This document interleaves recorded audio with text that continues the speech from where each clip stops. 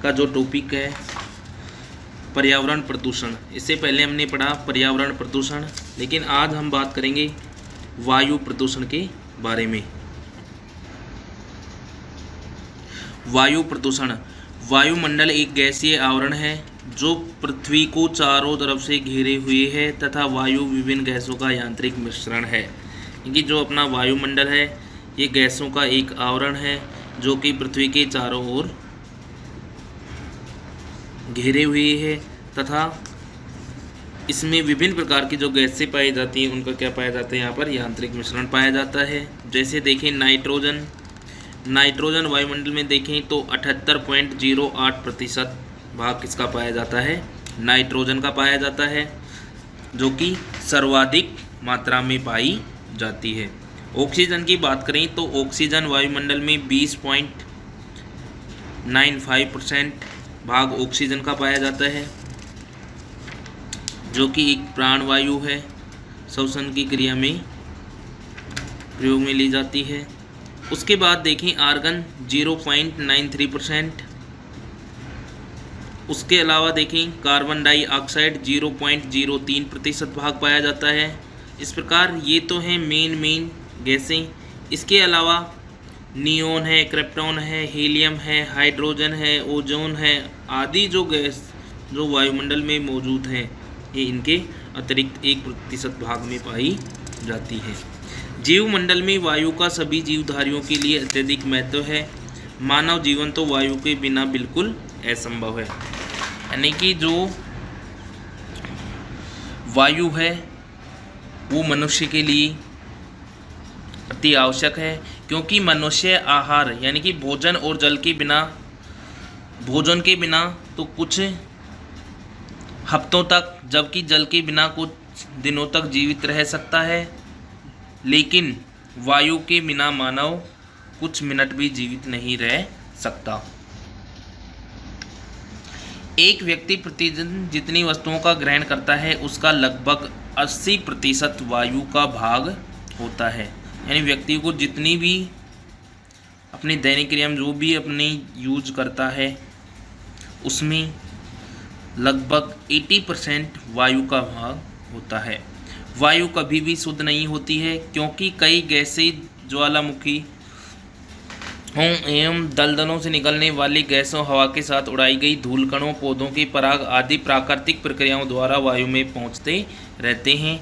इस तरह जब वायु का प्राकृतिक संगठन या तो प्राकृतिक या मानव जनित कारकों से अव्यवस्थित हो जाता है तो वायु क्या हो जाती है, प्रदूषित हो जाती है। चाहे ज्वालामुखी क्रिया से हो, निकलने वाली जो गैसें हैं उनसे, या वायुमंडल में जो भी धूल कण पाए जाते हैं उनके पराग कण, उनसे वायु क्या हो जाती है, अव्यवस्थित हो जाती है, जिससे वायु प्रदूषित हो जाती है। वायु प्रदूषण की परिभाषा की बात करें तो वायु प्रदूषण की जो परिभाषा है सविंदर सिंह के अनुसार देखें तो सामान्य अर्थों में प्राकृतिक तथा मानव जनित स्रोतों से उत्पन्न बाहरी तत्वों के वायु में मिश्रण के कारण वायु की जो असंतुलित दशा हो जाती है, जो असंतुलन पाया जाता है वायु में, वो क्या कहलाता है, वायु प्रदूषण। इस तरह असंतुलित वायु की गुणवत्ता में ह्रास हो जाता है तथा वह जीवीय समुदाय के लिए क्या हो जाती है, सामान्य रूप में, तथा मानव समुदाय के लिए विशेष रूप से क्या हो जाती है, हानिकारक हो जाती है। उसे क्या कहते हैं, वायु प्रदूषण कहते हैं। ये जो परिभाषा थी ये किसके अनुसार है, सविंदर सिंह के अनुसार।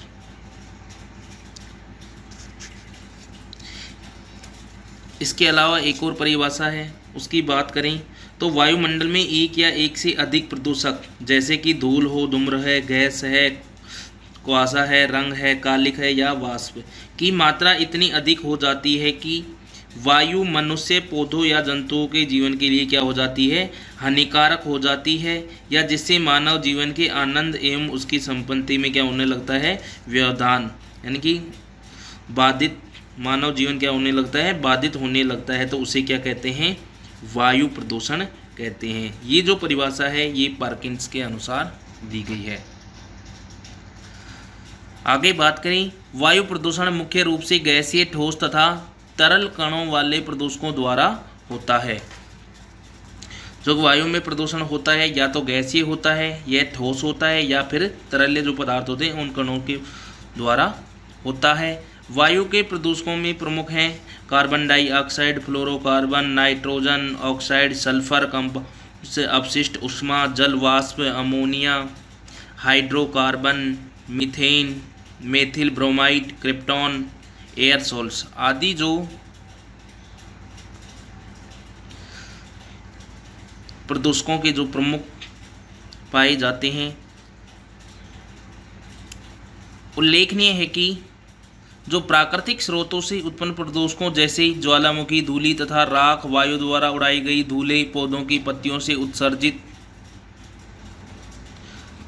जो वाष्प होती है, वस्तुओं के सड़ने गलने से निकलने वाली दुर्गंध होती है, गैस होती है, फूलों के पराग आदि द्वारा वायु का प्रदूषण अधिक महत्वपूर्ण नहीं होता है, क्योंकि एक तरफ तो प्रकृति अपने होम्योस्टिक प्रक्रिया द्वारा इन प्रदूषकों को क्या कर लेती है, आत्मसात कर लेती है, अपने साथ कर लेती है, और दूसरी तरफ जो प्राकृतिक स्रोत वाले जो प्रदूषक का वायु विश्व के समस्त वायुमंडल में विसरण कर देती है।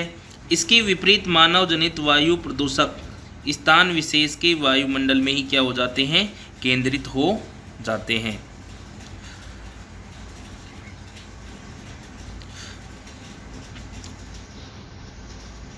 अब वायु प्रदूषकों के स्रोत की बात करें तो वायु प्रदूषक के जो स्रोत हैं उनको दो भागों में बांटा गया है। गैसीय वायु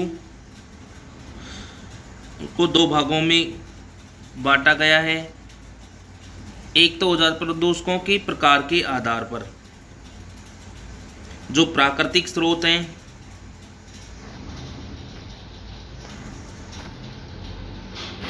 इनमें बात करें गैसीय वायु प्रदूषण और कणिकीय वायु प्रदूषण, ये क्या है, प्रदूषकों के प्रकार के आधार पर हैं।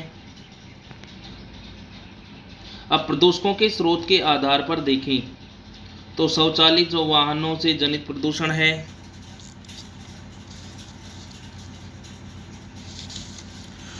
औद्योगिक वायु प्रदूषण है, ताप वायु प्रदूषण है, नगरीय वायु प्रदूषण है, ग्रामीण वायु प्रदूषण है, नाभिकीय वायु प्रदूषण। तो इस प्रकार इनको दो भागों में बांटा है। गैसीय वायु जो प्रदूषण है इनमें अपन किनको शामिल करते हैं, इनमें जैसे कार्बन मोनोऑक्साइड तथा वायु प्रदूषण, कार्बन डाइऑक्साइड, क्लोरोफ्लोरोकार्बन तथा ओजोन की अल्पता, मीथेन, सल्फर डाइऑक्साइड आदि जो वैसे इनको गैसीय वायु प्रदूषण में लेते हैं। जबकि कणिकीय जो वायु प्रदूषण है इसकी बात करें तो कणिकीय वायु प्रदूषण में हम धात्विक धूलि कणिकीय पदार्थ जैसे कि औद्योगिक खनन द्वारा निर्माण में धातु शोधन के कार्यों के समय जो होती है एल्यूमिनियम, सीसा, तांबा, लोहा, जस्ता आदि कणों को सम्मिलित किया जाता है। और कणिकीय वायु प्रदूषण में जो दूसरा है अधात्विक धूलि कणिकाएं पदार्थ, इसमें सीमेंट, कांच, सिरमिक्स, एस्बेस्टस आदि जो धूलि के कण होते हैं इनको सम्मिलित करते हैं। ये सारे किस में आते हैं, अधात्विक धूलि कणिकीय पदार्थ।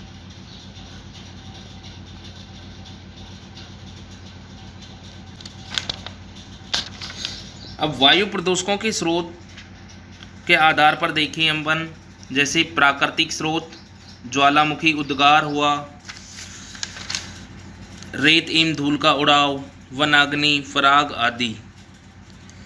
और दूसरा जो है मानव जनित स्रोत में देखें तो उद्योग एवं कारखाने, नगरीय केंद्र, स्वचालित वाहन, वायुयान, कृषि, ताप शक्ति गृह आदि ये किसमें सम्मिलित करते हैं, मानव जनित स्रोत में सम्मिल करते हैं।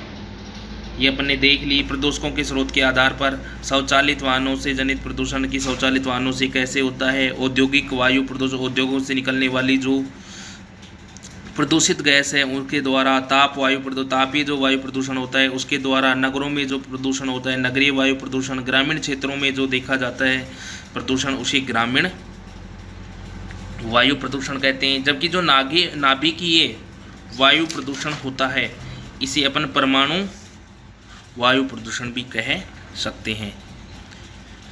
इस प्रकार आज हमने देखे वायु प्रदूषण परिभाषा देखी, वायु प्रदूषकों के स्रोत देखे, वायु प्रदूषकों के प्रकार देखे, परिभाषा देखी।